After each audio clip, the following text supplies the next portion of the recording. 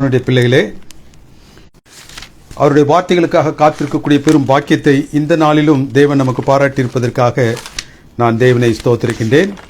இந்த நாளிலும் அவருடைய பாதத்தில் அமர்ந்து நாம் தியானிக்க இருக்கக்கூடிய அவருடைய வசனங்களை, அவருடைய வார்த்தைகளை தேவன் தாம் ஆசீர்வதித்துக் கொடுக்கும்படியாக நம்முடைய சுரங்களை தாழ்த்தி அவருடைய வழிநடத்தலுக்காக காத்திருப்போம். எங்களை அன்பாய் நேசித்து வழிநடத்தும் பரிசுத்தமிக்க பரமபிதாவே, உம்முடைய தூய நாமம் மகிமைப்படுவதாக.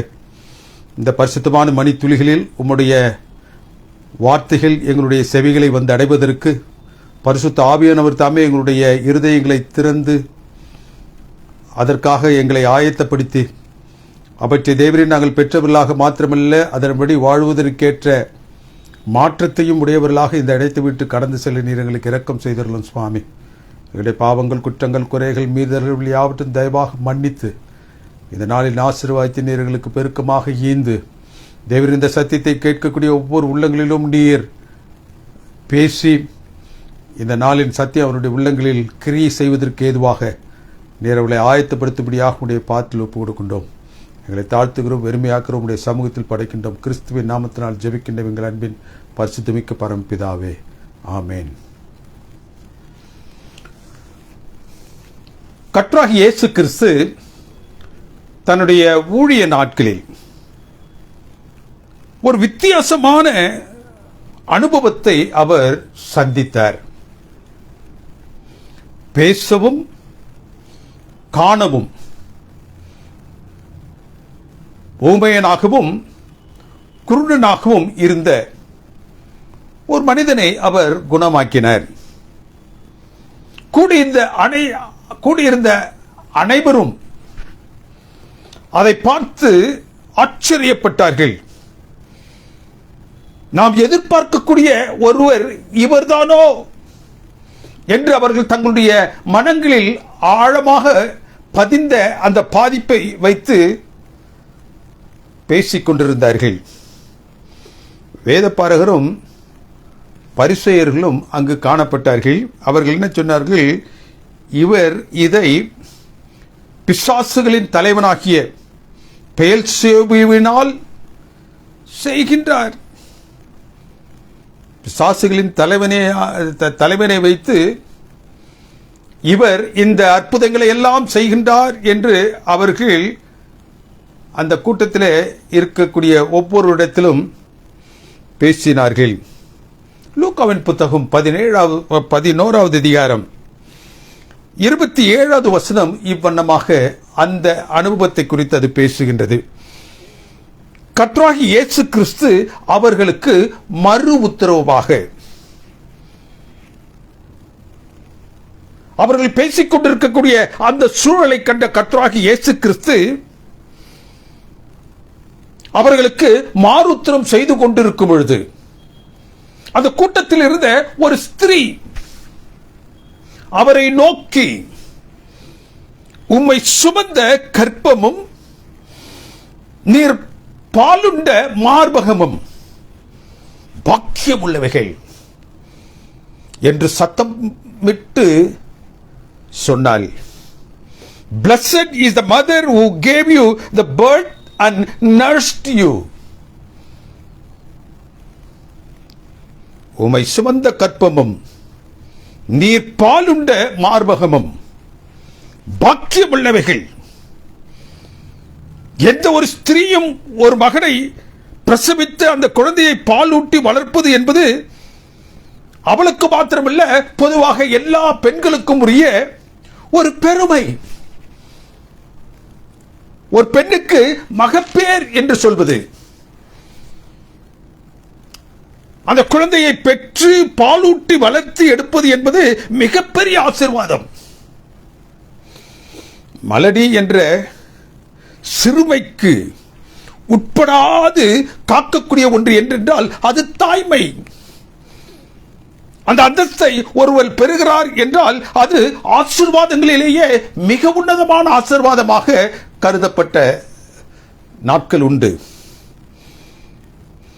இந்த ஒரு பாக்கியமான ஒரு பெண்ணின் நிலையைத்தான் இந்த ஸ்திரீ, பெயரிடப்படாத ஒரு ஸ்திரீ, இந்த ஒரு பாக்கியமான பெண்களுக்கென்று பரலோகம் கொடுத்திருக்கக்கூடிய அந்த பாக்கியமான ஒரு அனுபவத்தை தான் இங்கு அவள் பேசிக் கொண்டிருக்கின்றாள்.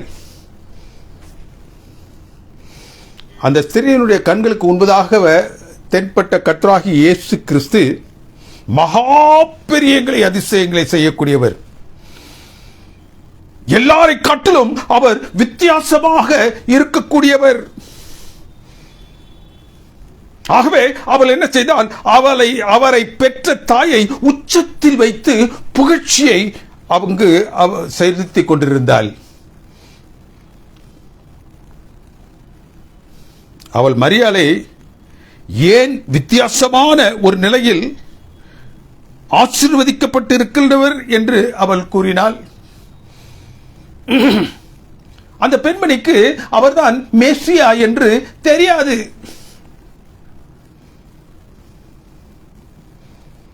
அவர் மேசியா யூதர்களுடைய கூற்று பிரகாரம் அவர்களை மீட்க வந்த மீட்பர் என்பதும் அவளுக்கு தெரியாது. மேசியாவாக உலகத்தின் பாவங்களுக்காக அவர் இந்த உலகத்தில் தென்பட்டு அடிக்கப்பட போகின்ற ஒரு பலி என்பதும் அவளுக்கு தெரியாது. அவள் பொதுப்படியாக ஒரு பெண்ணினுடைய தாய்மையை குறித்து அவர் பேசிக் கொண்டிருந்தார். கர்த்தராகிய இயேசு கிறிஸ்துவினுடைய குரல் கேட்ட மாத்திரத்தில் சொஸ்தம் உண்டாவதை அவள் பார்த்தாள். பிசாசுகள் அந்த நபர்களை விட்டு பிரிந்து ஓடுவதை அவள் கண்டாள். ஆகவே அவள் என்ன செய்தால், அவளை புகழ்வதில் சற்று அதிகமாக அந்த பெண்மணி புகழ்ந்தாள். He was not merely a remarkable man. He was an embodiment of God's word. அது அவளுக்கு தெரியாது. அவர் ஒரு சாதாரண மனிதர் அல்ல, தேவனுடைய தற்சுரூபம். அது அவளுக்கு தெரியாது. மாமிசத்தில் வெளிப்பட்ட தேவன் என்பதும் அவளுக்கு தெரியாது. உலகத்தின் பாவத்தை தீர்ப்பதற்காக வந்த மீட்கும் பொருள் என்பதும் அவளுக்கு தெரியாது. அவள் பொதுப்படியாக ஒரு பெண்ணினுடைய தாய்மையை உயர்த்தி பிடித்தவளாக அங்கு அவள் பேசிக் கொண்டிருந்தாள். லூக்காவின் புத்தகம் 1வது அதிகாரம் 27வது வசனம் என்ன சொல்கிறது? உம்மை சுமந்த கற்பமும் நீர் பாலுண்ட மார்பகமும் பாக்கியமுள்ளவைகள் என்று அவள் உரக்க சத்தமிட்டு எல்லோரும் கேட்கும்படியாக அவள் பேசினாள்.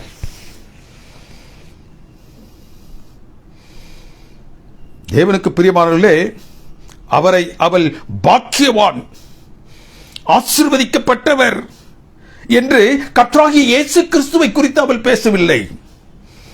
அப்படி அவள் பேசியிருந்தால் அது அவரை பற்றி பேசியதாக அமைந்து போயிருக்கும். அவள் சத்தமிட்டு உரக்க எல்லாருடைய செவிகளும் கேட்கும் வண்ணமாக அவள் பேசியதால் இந்த வேதத்தின் பகுதி என்ன சொல்கிறது? அவள் எந்த அர்த்தத்தோடு பேசினாள் என்பதை மற்றவர்கள், கூடியிருக்கக்கூடிய மற்றவர்கள் அறிந்து கொள்ள வேண்டும் என்பதற்காக கிறிஸ்துவும் இப்பொழுது தன்னுடைய துணியை உயர்த்தி பேச ஆரம்பித்தார். பதில் சொன்னார். லூக்காவின் புத்தகம் 11வது அதிகாரம் 28வது வசனம். அதற்கு அவர், அப்படியானால் தேவனுடைய வார்த்தையை கேட்டு அதை காத்துக் கொள்கிறவர்களே அதிக பாக்கியவன்களாக இருப்பார்கள். அவளுடைய புகழ்ச்சி பிற்காலத்தில் ஒரு பெரிய சத்திய புரட்டை ஏற்படுத்திவிடும் என்று அறிந்து கொண்ட கர்த்தராகிய இயேசு கிறிஸ்து தேவனுக்கு பிரியமானவர்களே,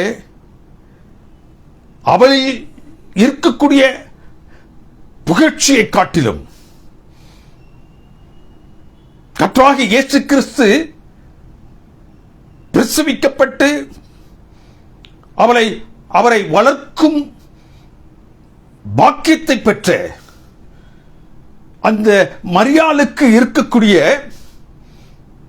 ஆசீர்வாதத்தை காட்டிலும் மேலான ஒரு ஆசீர்வாதத்தை நான் உங்களுக்கு சொல்லுகின்றேன். அவரை சுமந்த கரு, பால் உண்ண கொடுத்த அந்த மார்பகங்கள் பாக்கியம் உள்ளது. ஒரு குழந்தையை முழுமையாக இவ்வுலகத்திற்கு கொண்டு வரக்கூடிய தாய், குழந்தையின் பிறப்பிற்கும் அதனுடைய வளர்ப்பிற்கும் ஆதாரமாக இருக்கக்கூடிய உடலின் அங்கங்கள்,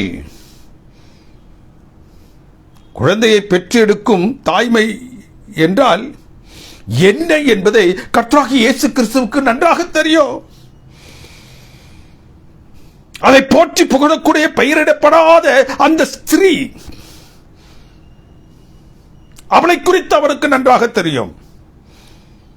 அதற்கு பொறுப்பாக இருக்கக்கூடிய மரியாதை குறித்தும் கர்த்தராகிய இயேசு கிறிஸ்துவிற்கு நன்றாக தெரியும். அந்த ரெண்டு நபர்களையும், பெயரிடப்படாத அந்த ஸ்திரீ, அவள் யாரை குறித்து உயர்வாக பேசிக் கொண்டிருந்தாலோ அந்த மரியாள்,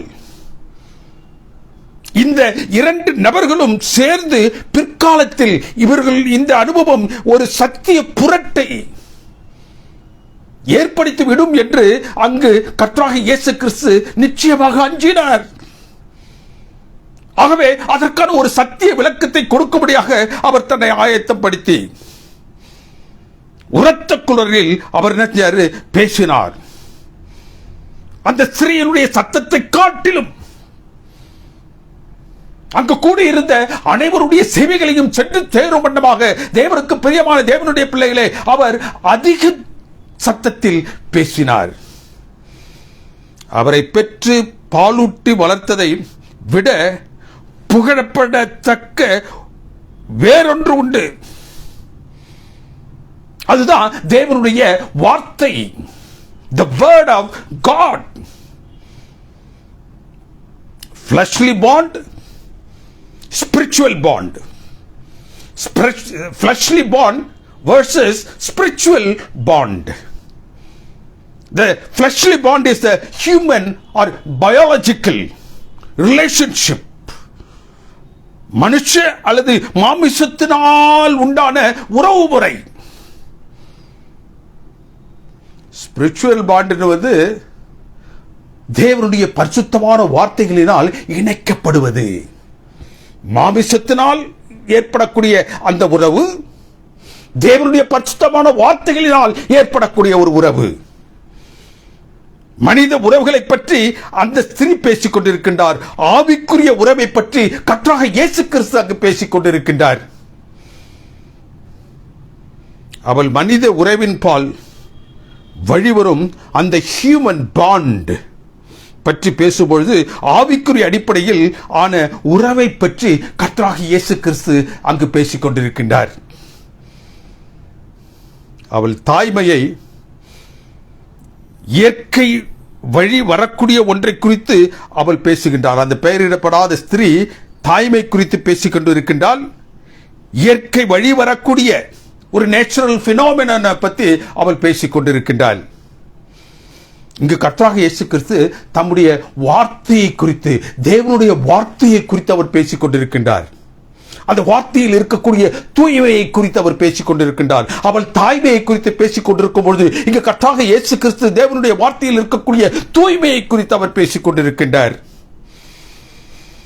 இஸ் மேரி blessed? உண்மையிலேயே மரியாள் ஆசீர்வதிக்கப்பட்டவரா? எஸ், ஆம். தேவதூதன் அவளை நோக்கி, மரியாளே, நீ பயப்படாதே, இதோ நீ கற்பதியாகி ஒரு குமாரனை பெறுவாய். உன்னதமானவருடைய குமாரன் என்று அவர் அழைக்கப்படுவார். லூக்காவின் புத்தகம் 1வது அதிகாரம் 28வது வசனம். வீட்டில் தேவதூதன் பிரவேசித்து, நீ ஸ்திரீகளுக்குள் ஆசீர்வதிக்கப்பட்டவள். 38வது வசனம் லூக்காவின் புத்தகம் 1வது அதிகாரம் என்ன சொல்லுகிறது? அதற்கு மரியாள், இதோ நான் ஆண்டவருக்கு அடிமை, உம்முடைய வார்த்தையின்படியே எனக்கு ஆகக்கடவது. 35வது வசனம் அதே அதிகாரம் என்ன சொல்லுகிறது? பரிசுத்த ஆவி உன்மேல் வரும், உன்னதமானவருடைய பெலன் உன்மேல் தங்கும், நிழலிடும். அவள் உம்முடைய வார்த்தையின்படியே ஆகக்கடவது என்று அவள் சொன்னது பரிசுத்த ஆவிக்கு உள்ளாக ஆட்பட்டு அவள் பேசிய வார்த்தைகள். இது பரிசுத்த ஆவியானவள் அவளில் இருந்தபடியினால் அவள் அந்த மாறுத்திரத்தை சொல்லுவதற்கு ஏதுவாக இருந்தது.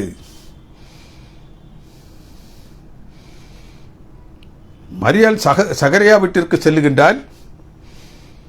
அவர் சகரியா வீட்டில் பிரவேசித்து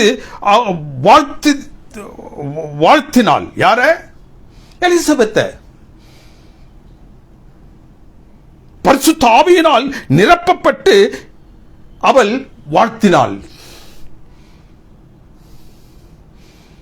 லூக்காவின் புத்தகம் 1வது அதிகாரம் 41வது வசனம் சொல்லுகின்ற, உரத்த சத்தமாய் ஸ்திரீகளுக்குள்ளே நீ ஆசீர்வதிக்கப்பட்டவள், உன் கற்பத்தின் கனியும் ஆசீர்வதிக்கப்பட்டிருக்கா. யார் சொல்ற? தேவனுக்கு பிரியமானவர்களே, எலிசபெத். லூக்காவின் புத்தகம் 1வது அதிகாரம் 41வது வசனத்தில்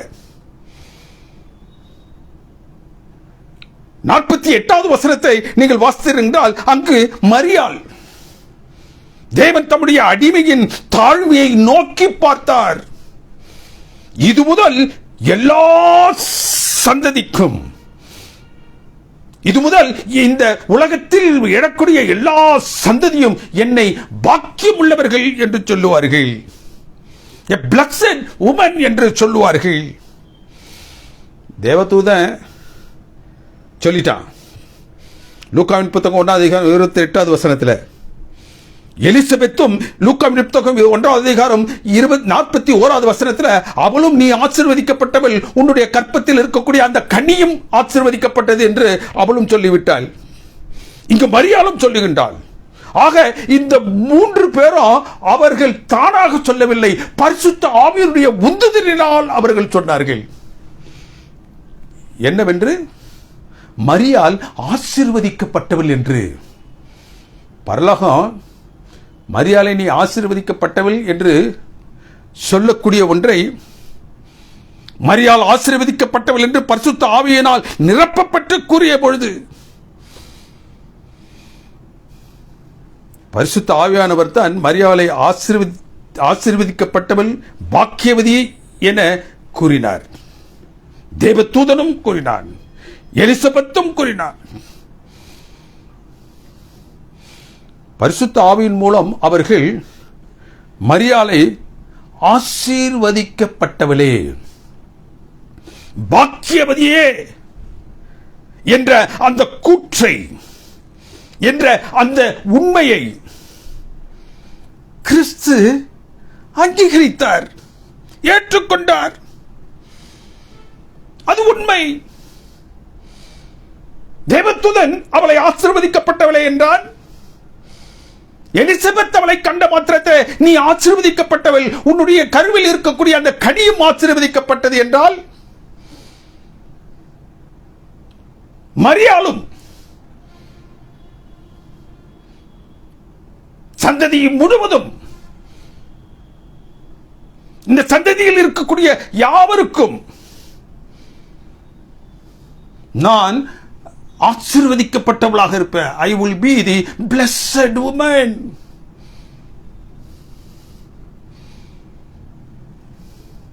கிறிஸ்து அதெல்லாம் ஒன்றும் என்ன சொல்ல, மாறுத்திரமாக வேற எதுவும் சொல்லல. ஆம், she is the blessed woman. லூக்காவின் புத்தகம் 11வது அதிகாரம் 28வது வசனம் என்று சொல்வது, அதற்கு கிறிஸ்து அப்படியானாலும், அவள் ஆசீர்வதிக்கப்பட்டவளாக இருந்தாலும், more than that, Blessed are those who hear the word of God. ஆசீர்வதிக்கப்பட்டவளாக பரலோகத்தினால் மரியாள் காணப்பட்டவராக இருந்தாலும் அந்த ஆசீர்வாதத்தை காட்டிலும் அந்த தகுதியை காட்டிலும் நான் உங்களுக்கு சொல்ல போகிற ஒன்று உயர்ந்த நிலையில் காணப்படும். More than that, blessed are those who hear the word of God and keep it. தேவனுடைய வார்த்தையை கேட்டு அதன்படி செய்கிறவர்கள் அதனிலும் ஆசீர்வதிக்கப்பட்டவர்களாக இருப்பார்கள். If that is called blessed one, நான் இப்போ உங்க இடத்துல சொல்ல போகிறது அதனிலும் அதிகமாக. தேவதூதன் லூக்கான் புத்தகம் 1:28 சொல்றான். எலிசபெத் 42வது வசனத்துல, மரியாள் 48வது வசனத்துல எல்லாரும் பரிசுத்த ஆவியினால் நிரப்பப்பட்ட அவளை ஆசீர்வதிக்கப்பட்டவள் என்று கூறுவதை கிறிஸ்து ஏற்றுக்கொண்டார். அதற்கு மாறுத்தரமாக அவர் எதிர்நிலையில் எதையும் சொல்லவில்லை. தேவனுக்கு பிரியமானவர்களே, இந்த blessed என்ற ஆங்கில பதம் கிரேக்க பாஷையிலிருந்து 2 பதங்களை வேதத்தில் உபயோகித்திருக்கின்றார்கள்.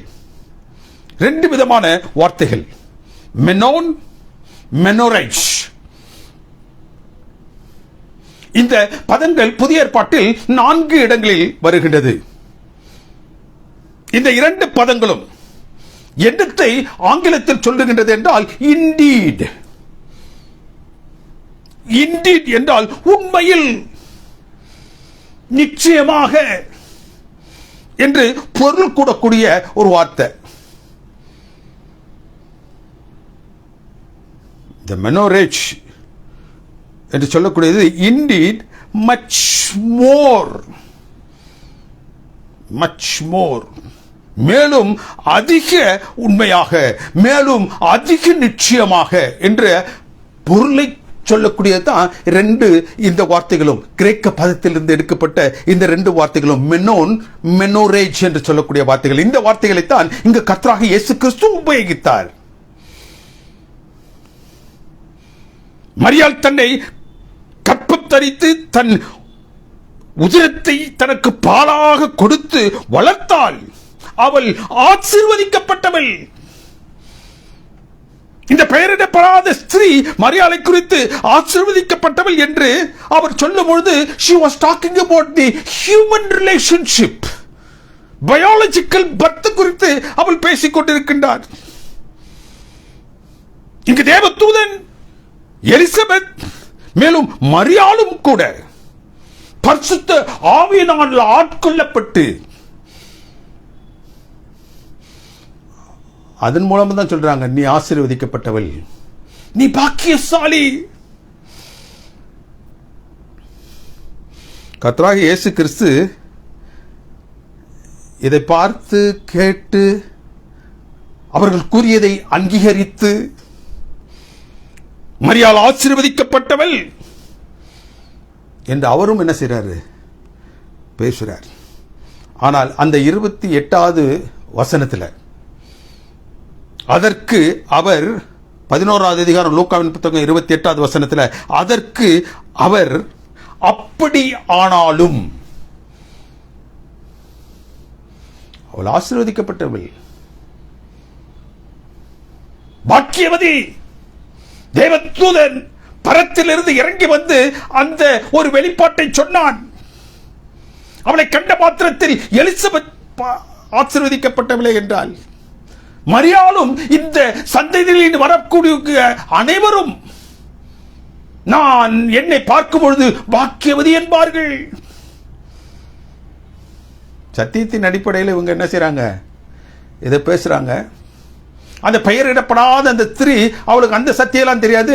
ஆனால் உன்னை பெற்ற, உனக்கு பால் கொடுத்த அந்த ஸ்திரீ பாக்கியவதி என்று பொதுப்படையான நிலையில் அவள் பேசி சென்றாள். தேவனுக்கு பிரியமான தேவனுடைய பிள்ளைகளே, இங்கே கிறிஸ்து என்ன சொல்லுகின்றார், அப்படியாக அது இருந்தாலும், அந்த மரியாள் ஆனவள் ஆசீர்வதிக்கப்பட்டவளாக சொல்லப்பட்டாலும், பரத்தினால் சொல்லப்பட்டாலும், எலிசபெத்தினால் சொல்லப்பட்டாலும், தான் தன்னையே சொல்லிக் கொண்டாலும், அவர் என்ன சொல்றாரு? அப்படி இருந்தாலும் அதெல்லாம் உண்மை. அப்படியானாலும், அந்த அப்படியானாலும் என்ற வார்த்தை மினோன், மினோரேஜ், இண்டீட், உண்மையில் அது அப்படியாக இருந்தாலும் இன்னும் அதிகமாக ஒன்று உண்டு. ஆசீர்வாதம் என்று சொன்னால் அதைவிட உயர்ந்த ஆசீர்வாதம் என்று ஒன்று உண்டு. இது ஆசீர்வாதம் என்று சொல்லப்பட்டாலும், ஆசீர்வாதமாக அதை எடுத்துக்கொண்டாலும், அது ஆசீர்வாதமாக இருந்தாலும், மரியாதை குறித்த சொல்லப்பட்ட இந்த வார்த்தைகள் உண்மையான நிலையில் அது காணப்பட்டாலும், கிறிஸ்து சொல்றாரு, அப்படியானாலும் more than that there is a greater blessing, அதனிலும் பெரிய ஆசீர்வாதம் ஒன்று உண்டு. என்ன ஆசீர்வாதம்? தேவனுடைய குமாரனை கருவில் ஏந்தி தன் குருதியை பாலாக ஊட்டி வளர்த்த மரியாள் உண்மையில் ஆசீர்வதிக்கப்பட்டவள். லூக்காவின் புத்தகம் 11:28 சொன்னது, அப்படியானாலும் அதனிலும் அதற்கு மேலாக ஒன்று உண்டு. அது ஒரு மனிதனை அதிகப்படியான ஆசீர்வதிக்கப்பட்டவனாக, ஒரு மனிதனை அதிகப்படியான பாக்கியசாலியாக மாற்றும். இதை காட்டிலும் அது என்ன செய்யும்? அதிகப்படியான அளவில் ஆசீர்வாதத்தை கொண்டு வரும், அதிகப்படியான அளவில் அவனை பாக்கியசாலியாக மாற்றும். அதுவும் பரிசுத்த ஆவியானவரினால் என்ன செய்யப்பட்டது? இன்ஸ்பயர் பண்ணப்பட்டது. பரிசுத்த ஆவியானவரினால் நிரப்பப்பட்டு வெளிப்பட்ட வார்த்தை. The word of God inspired by the Holy Spirit. இந்த வார்த்தை, தேவனுடைய வாயிலிருந்து வரக்கூடிய இந்த வார்த்தை, தேவனுக்கு பிரியமானவர்களே, அதனிலும் மேலானது.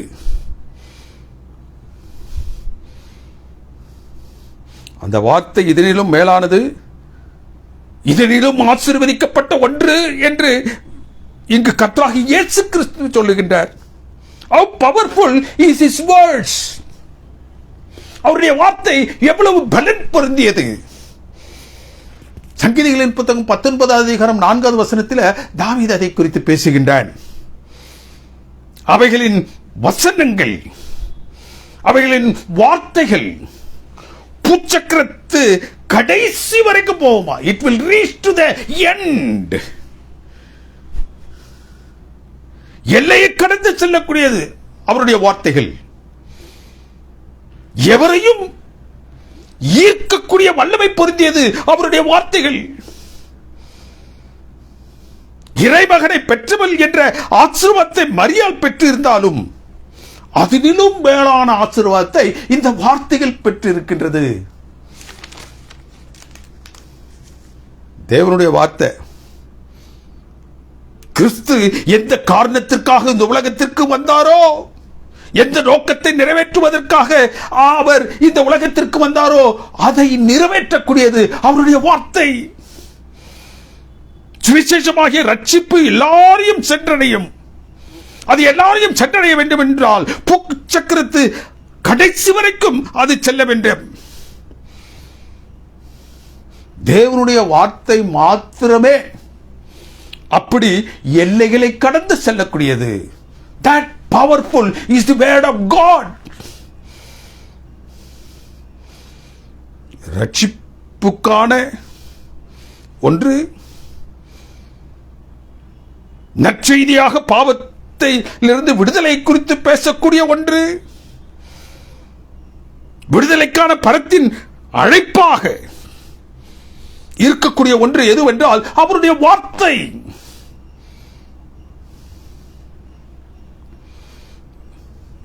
யார் இந்த வார்த்தை?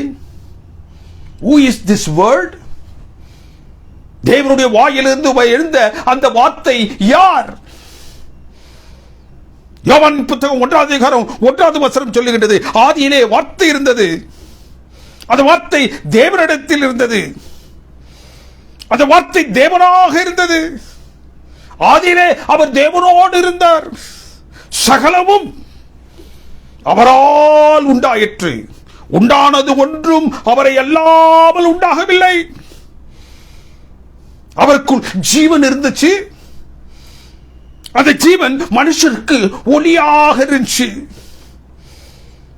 யார் இந்த வார்த்தை? தேவனுக்கு பிரியமானவர்களே, தேவனுடைய வாயிலிருந்து எழும்பிய அந்த வார்த்தை யார்? கர்த்தராகிய இயேசு கிறிஸ்து.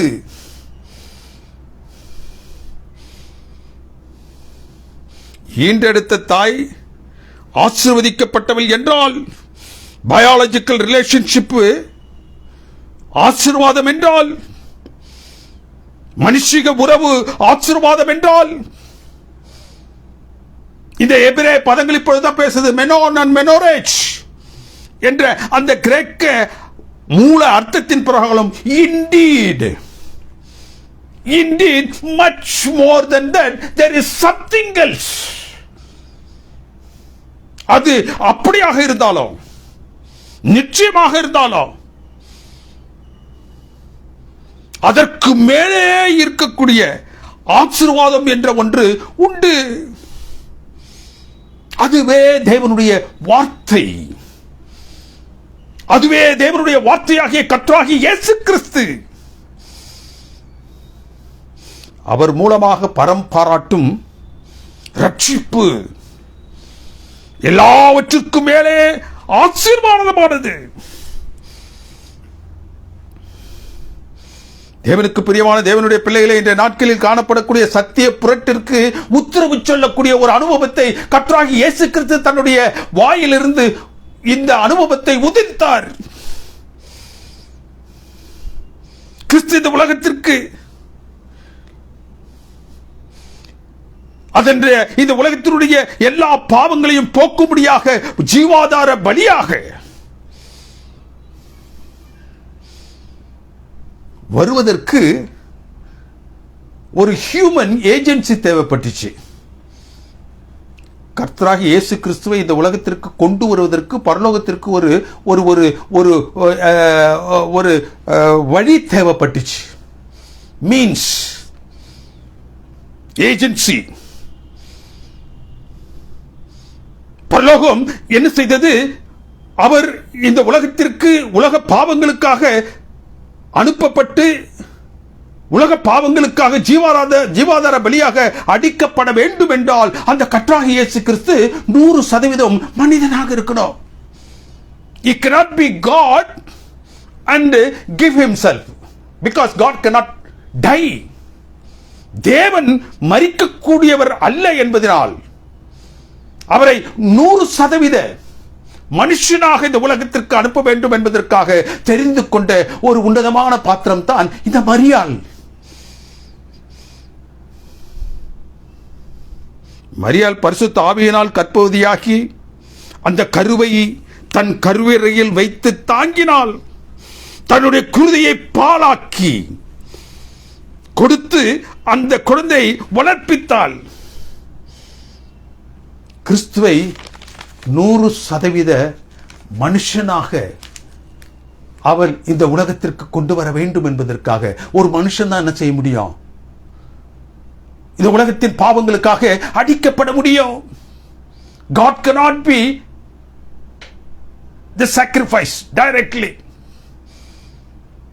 அடிக்கப்படுகின்ற ஒரு பலியாக, because God cannot die. தேவனுக்கு பிரியமான தேவனுடைய பிள்ளைகளே, அதற்காகவே பரலோகம் அவளை இந்த கிருபை பெற்றவளே வாழ்க என்றது. கர்த்தராகிய இயேசு கிறிஸ்து இந்த உலகத்திற்கு ஜீவாதார பலியாக அனுப்புவதற்கு நாங்கள் தெரிந்து கொண்ட உன்னதமான பாத்திரமே, கிருபை பெற்றவளே வாழ்க. கர்த்தர் உன்னோடு கூட இருக்கிறார். நீ ஸ்திரீகளுக்குள் ஆசீர்வதிக்கப்பட்டவள். பரம் அவளுக்கு பாராட்டிய ஆசீர்வாதம், ஸ்திரீகளுக்குள் அவள் ஆசீர்வதிக்கப்பட்ட, அவர்கள் எல்லாருக்கும் ஒரு முன்மாதிரியாக எழக்கூடிய ஆசீர்வதிக்கப்பட்டவளாக இருக்கின்றாள் என்று பரலோகம் குறிச்சு.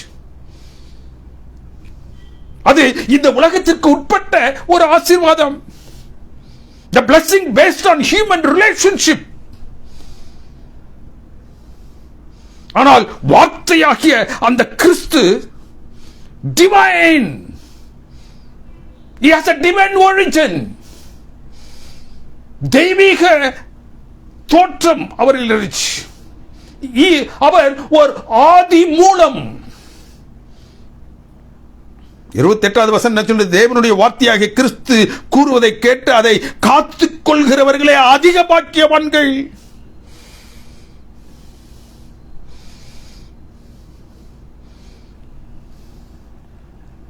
தேவனுக்கு பிரியமான தேவனுடைய பிள்ளைகளே, மரியாள் எவ்வளவு தூரத்திற்கு ஆசீர்வதிக்கப்பட்டவளாக கிறிஸ்துவை தன் கருவில் சுமந்தது நிமித்தம் காணப்பட்டாலோ, அதைவிட more than that, மெனோஜ் அண்ட் மெனரோஜ் என்ற வார்த்தைகள் அதைத்தான் சொல்கிறது. அப்படியானாலும் அதைவிட கிறிஸ்துவாகிய அந்த வார்த்தையை ஏற்றுக்கொண்டு அதன்படி தன்னை காத்துக் கொள்கிறவர்கள் அதிக பாக்கியவான்கள். They are more blessed than this. எதை நீங்கள் ஆசீர்வாதம் என்று கணிக்கின்றீர்களோ அந்த ஆசீர்வாதங்களுக்கெல்லாம் மேலான ஆசீர்வாதம் வார்த்தையாக கர்த்தராகிய இயேசு கிறிஸ்துவை ஏற்றுக்கொண்டு அவரிலிருந்து எழக்கூடிய ரட்சிப்பை பெறக்கூடியவர்கள் தான் அதிகமாக ஆசீர்வதிக்கப்பட்டவர்கள். அவர்கள் நித்தியத்தை பெறுவார்கள். நித்தியத்தை பெறுவதை காட்டிலும் என்ன ஒரு பெரிய ஆசீர்வாதம் இந்த உலகத்தில் இருந்திட முடியும்? இந்த உலகம் தரக்கூடாத ஆசீர்வாதம். மரியாள் மீதான ஆசீர்வாதம் ஸ்திரீகளுக்கு முன்மாதிரியாக ஆசீர்வதிக்கப்பட்டவள் என்பது தேவன் தன் வார்த்தையின் மூலம் பாராட்டக்கூடிய அந்த ஆசீர்வாதம், தேவன் தன்னுடைய வார்த்தையாகிய கர்த்தராகிய இயேசு கிறிஸ்துவின் மூலம் பாராட்டக்கூடிய அந்த ஆசீர்வாதம் நித்தியத்திற்கு உரியது. இந்த ஆசீர்வாதத்திற்கு உள்ள வித்தியாசத்தை இங்கு கர்த்தராகிய இயேசு கிறிஸ்து பிரித்து காட்டுகின்றார். அவள் ஆசீர்வதிக்கப்பட்டவள். பிகாஸ் என்னை சுமந்து பாலூட்டி என்னை வளர்த்து எந்த ஒரு காரியத்திற்காக இந்த உலகத்திற்கு நான் அனுப்பப்பட்டேனோ அதை நிறைவேற்றும்படியாக என்னை ஒரு முழு மனிதனாக, பாவமற்ற ஒரு முழு மனிதனாக இந்த உலகிற்கு தந்தவள். அவள் ஆசீர்வதிக்கப்பட்டவள். There is no question about it. ஆனால் அதிலும் பெரிய ஆசீர்வாதத்தை நான் உங்களுக்கு சொல்லுகின்றேன். அதுதான் வார்த்தை, தேவனுடைய வார்த்தை. தேவனுடைய வாயிலிருந்து வரக்கூடிய அந்த வார்த்தையாகிய கர்த்தராகிய இயேசு கிறிஸ்து, அவர் மூலமாக நமக்கு பாராட்டப்படுகின்ற அந்த ரட்சிப்பு என்று சொல்லக்கூடிய மகா உன்னதமான ஆசீர்வாதம்.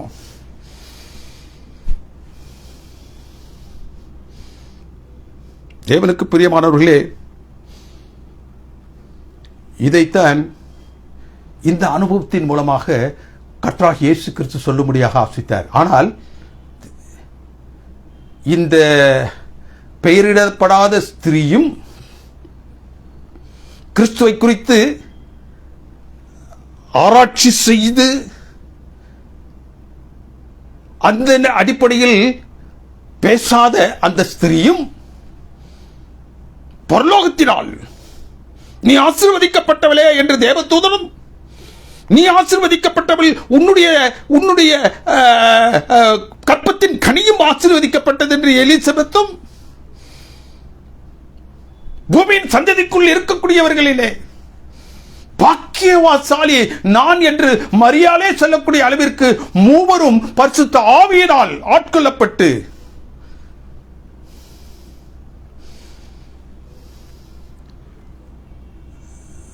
எழுப்பிய அந்த வார்த்தைகளுக்கு கர்த்தராகிய இயேசு கிறிஸ்து பதில் கூறும் வண்ணமாக தேவனுடைய வாயிலிருந்து வரக்கூடிய வார்த்தையை குறித்து அவர் பேசினார். அந்த வார்த்தையாகிய கர்த்தராகிய இயேசு கிறிஸ்துவின் மூலமாக இந்த உலகம் பெறக்கூடிய அந்த மீட்பை குறித்து அவர் பேசினார். இவ்வளவுதான் இந்த அனுபவத்திலிருந்து கர்த்தராகிய இயேசு வேதம் அல்லது பரலோகம் நீங்களும் நானும் அறிந்து கொள்ள வேண்டும் என்று விரும்பியது.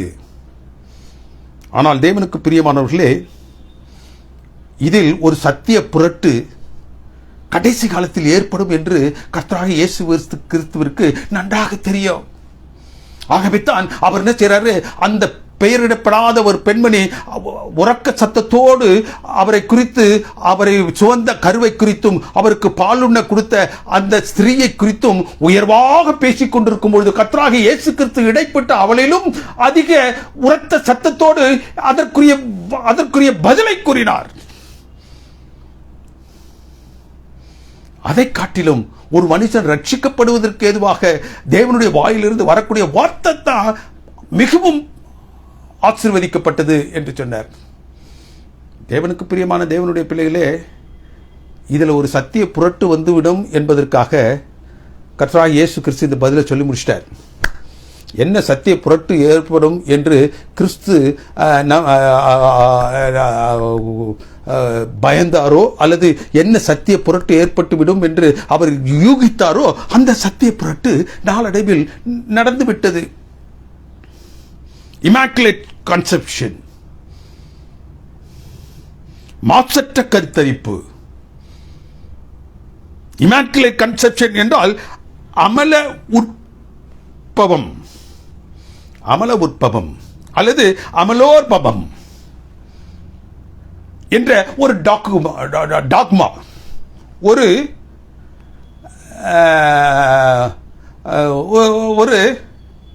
தாற்பயம்.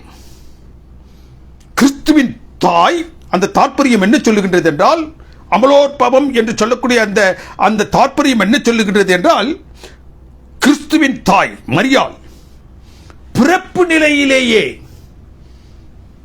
ஆதாமின் பாவம் இல்லாமல், ஒரிஜினல் சின் அவளில் இல்லாமல், அவளது பிறப்பின் பொழுதே,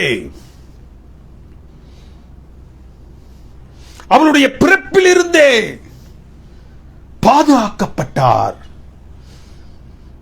அமலோற்பவ அன்னை என அதற்கு பெயரிட்டார்கள். அமலோற்பவம் என்றால் என்ன? அமல உற்பவம் என்றால் மாசற்ற கருத்தரிப்பு, இமாக்குலேட் கன்செப்ஷன். கர்த்தராகிய இயேசு கிறிஸ்துவை பரிசுத்தமான நிலையில் பெற்றெடுக்க வேண்டும் என்பதற்காக அவரை பெறப்போகின்ற அந்த மரியாள் அவளுடைய அன்னையின் வயிற்றில் பரிசுத்தமான நிலையில், ஆதாமுடைய பாவம் இல்லாத நிலையில், பிறப்பு நிலை பாவம் அவளில் இல்லாத நிலையில், ஒரிஜினல்ஸில் அவளில் காணப்படாத நிலையில், அவருடைய அன்னையின் வயிற்றிலிருந்து அவர் வெளிப்பெற்றார் என்பதுதான் அமலோற்பவம். பாவமற்ற ஸ்திரீயாக அவர் பிறந்தார். எப்படி கர்த்தராகிய இயேசு கிறிஸ்து பாவமற்றவராக இந்த உலகத்தில் ஜெனிப்பிக்கப்பட்டாரோ அதே போன்று இவரும்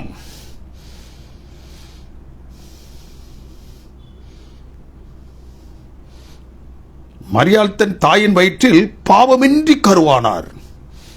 பாவமற்ற கருவாக கிறிஸ்துவை சுமக்கும்படியாக அவர் வெளியில் வந்தார். Mary was conceived without original sin.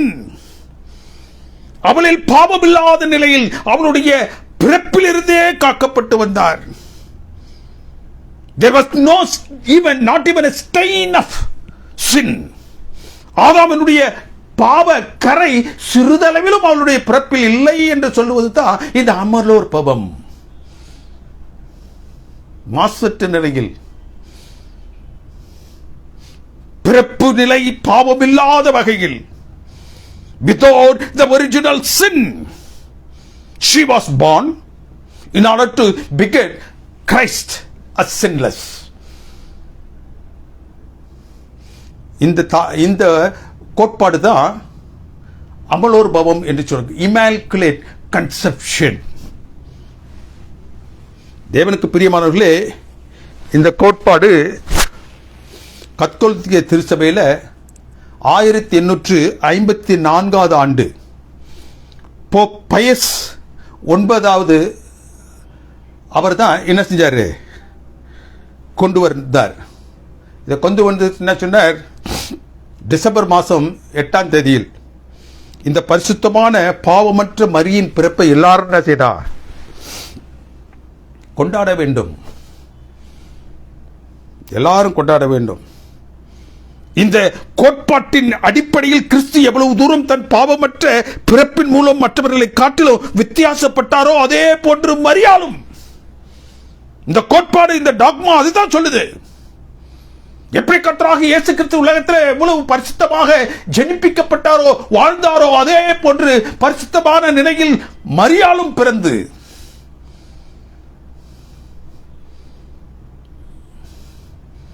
அந்த பரிசுத்தமான கருவை சுமந்தார் என்று சொல்லக்கூடிய கோட்பாடு, டாக்மா, இமாக்குலேட் கன்செப்ஷன்,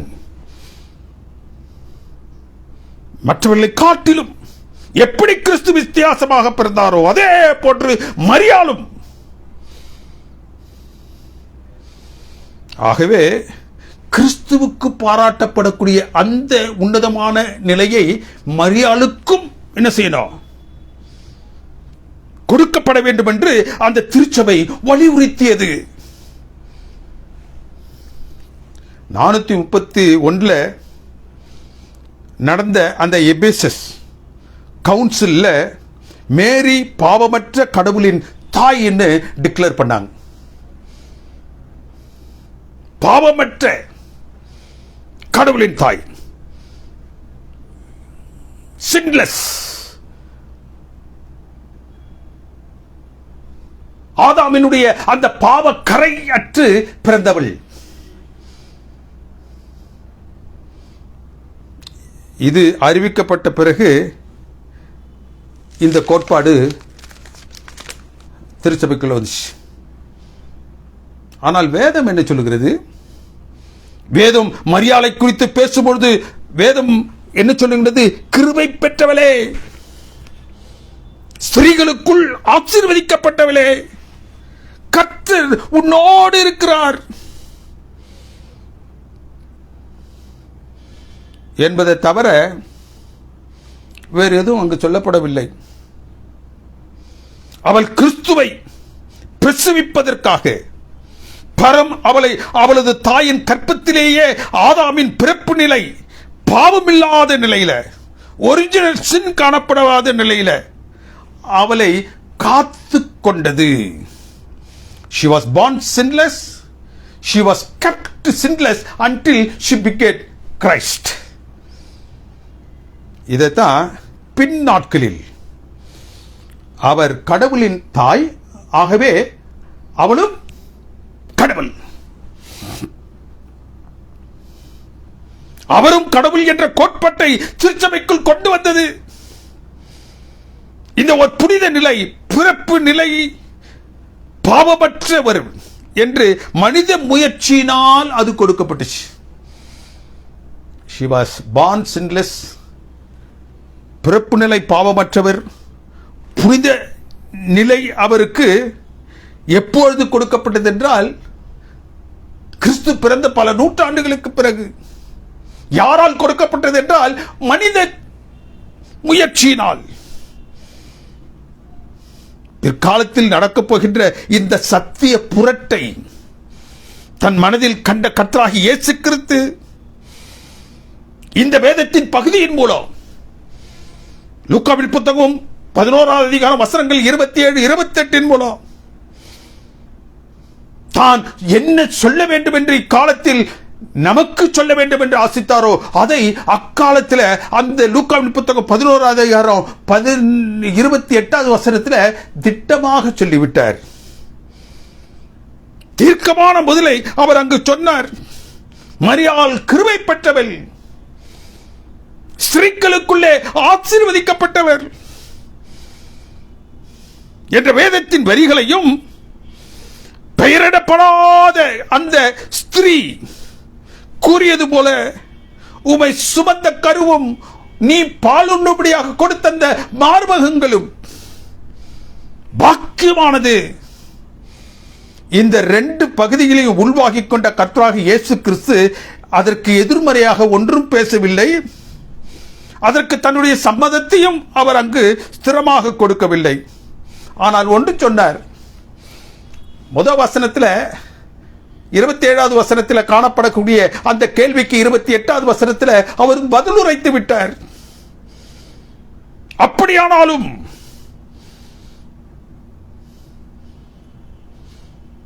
மரியாதை குறித்து பேசப்பட்ட அந்த உச்சத்தை அவர் அங்கீகரித்து, அப்படியானாலும் மெனோரேஜ் அந்த கிரேக்க பதங்களுக்கு வழியே அவர் பேச ஆரம்பித்தார். அப்படியானாலும் மரியாள் ஆசீர்வதிக்கப்பட்டவளாக இருந்தாலும் அதனிலும் மேலான ஒரு ஆசீர்வாதத்தை பற்றி அவர் பேசுகின்றார். அந்த ஆசீர்வாதம் தான் தேவனுடைய வாயிலிருந்து வரக்கூடிய இந்த வார்த்தையாகிய கர்த்தராகிய இயேசு கிறிஸ்து. எவனொருவன் தேவனுடைய வாயிலிருந்து வரக்கூடிய வார்த்தையாகிய கர்த்தராகிய இயேசு கிறிஸ்துவை ஏற்று அவருடைய வார்த்தையின் படி தன்னை காத்துக் கொள்ளுகின்றாரோ அவன் இதை காட்டிலும் பரலோகத்தினால் ஹேண்ட்பிக் பண்ணப்பட்டு தெரிந்தெடுக்கப்பட்டு பரிசுத்தமான நிலையில் கர்த்தராகிய இயேசு கிறிஸ்துவை பெற்றெடுக்க வேண்டும் என்று தெரிந்து கொண்ட அந்த பாத்திரமாகிய மரியாள்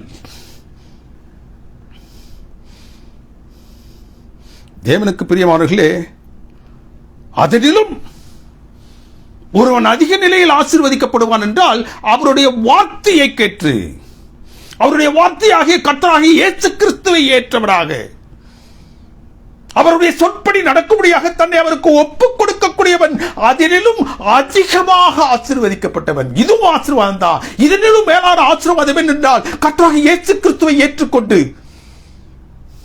அவருடைய பரிசுத்த புனித நிலையை ஏற்றுக்கொண்டு அவர்தாமே பரலோகத்தினால் அனுப்பப்பட்ட ஜீவாதார பலி என்பதை ஏற்றவர்களாக அவருடைய வார்த்தைகளுக்கு தங்கள் செவிகளை சாய்த்து அதன்படி தங்களை காத்துக் கொள்கிறவர்கள் இந்த ஆசீர்வாதத்தை காட்டிலும் அந்த ஆசீர்வாதம் உயர்ந்த நிலையில் இருக்கும். அந்த ஆசீர்வாதத்தில் அவர்கள் ஆசீர்வதிக்கப்படுவார்கள். அவருடைய வார்த்தையினால் சத்தியத்தினால் தங்களை காத்துக்கொண்டு ரட்சிப்பு பெற்றுக் கொள்பவர்களே அதிக பாக்கியசாலிகள்.